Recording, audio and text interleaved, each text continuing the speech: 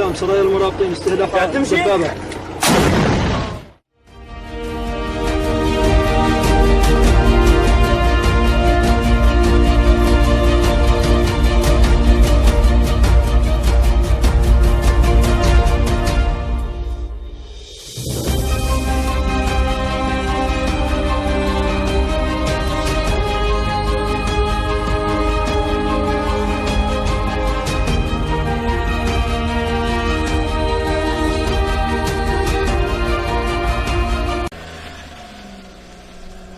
We entered what is known as the Belarus State Eco-Radiological Reserve in southern Belarus, where radiation makes it impossible for human life to return, experts say, anytime soon. It will take another 300 years to make this territory absolutely safe.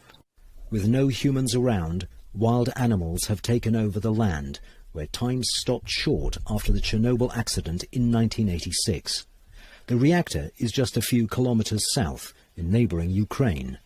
More than 22,000 people, inhabitants of these villages, had to abandon their ancestral lands forever, leaving behind their entire lives. Villages that have now become a silent museum of disaster. But just 3 kilometers from the perimeter of the Forbidden Zone, human life has retaken its place.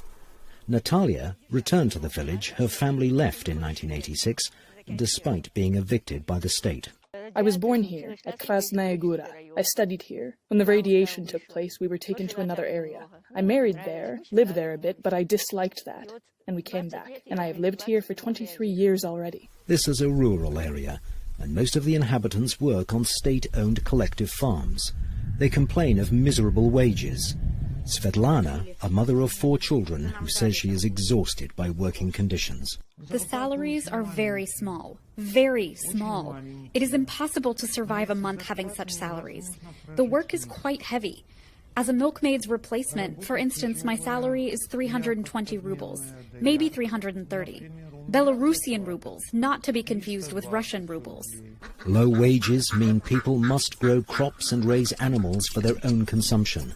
Experts call it risky, since this land is contaminated. Until the moment this area becomes economically well developed and people start getting proper wages and having proper jobs, they won't be able to afford to go to the supermarket and buy. But for residents who do not see radiation as a problem, the choice is one of either eating or not eating. If it were not for my own household garden, it would be absolutely impossible to survive having such a salary. Do you agree with that? Очень важно. Очень важно. We survive only thanks to our vegetable garden. The population of southern Belarus is trapped between polluted soil and a subsistence economy. And in that dilemma, the fear of hunger outweighs the fear of the harmful effects of radiation. For Ricardo Marquina in Bregan, Belarus, I'm Roderick James, VOA News.